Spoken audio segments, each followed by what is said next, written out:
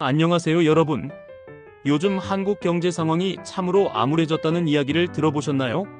작년 4분기 GDP 성장률이 무려 0.1%에 머물렀고 2분기부터 연속 3개 분기 성장률이 사실상 0% 수준이었다고 합니다.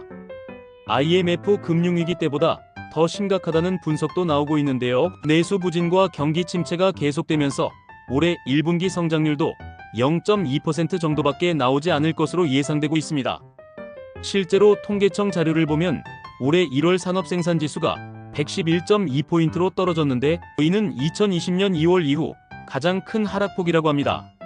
생산과 소비, 투자까지 모두 한꺼번에 줄어들고 있는 트리플 감소 현상 속에 우리 경제는 점점 깊은 침체의 늪으로 빠져들고 있는 것처럼 보입니다. 여기에 대내외 불확실성을 키우는 트럼프 대통령의 관세, 폭탄까지 덩달아 터지면서 상황은 더욱 복잡하고 어려워졌습니다. 특히 서민들의 삶은 이 악순환 속에서 큰 타격을 받고 있습니다. 먹거리를 비롯한 필수 생활비가 날라오르는데 소득 하위 계층 20%의 식비는 지난 5년간 무려 40%나 급등했다고 하니 생활의 기본마저 버거워지는 현실이 안타깝기 그지없습니다.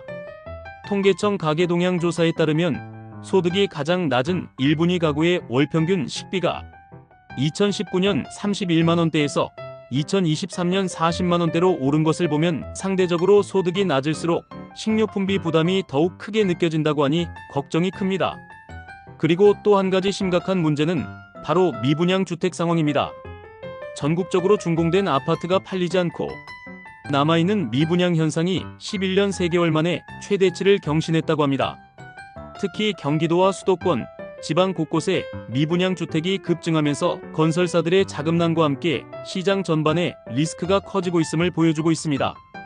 악성 미분양으로 분류되는 경우까지 11년 넘게 최대치를 기록했다니 이대로라면 주택시장 하방 압력은 더욱 심화될 것만 같습니다. 이와 더불어 정부와 금융당국도 서민금융 지원을 위해 특단의 대책을 내놓고 있는데요. 올해 정책 서민금융 공급액을 역대 최대인 11조 8천억 원으로 늘리고 주요 서민금융 상품의 집행률을 끌어올리겠다고 합니다.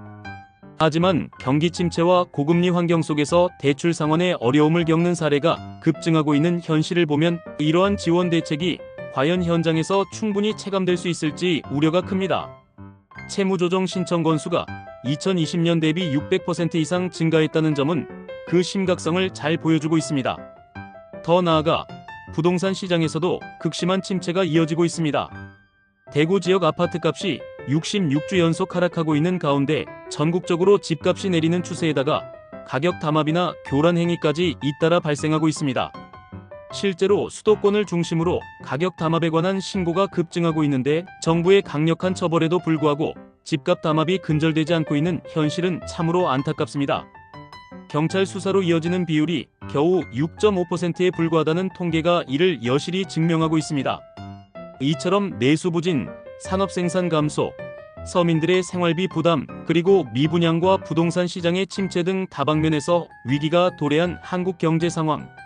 앞으로 상황이 더 악화될 것이라는 전망 속에 정부와 금융당국은 과연 어떤 돌파구를 마련할 수 있을지 우리 모두가 우려를 금치 못할 수밖에 없는 것 같습니다.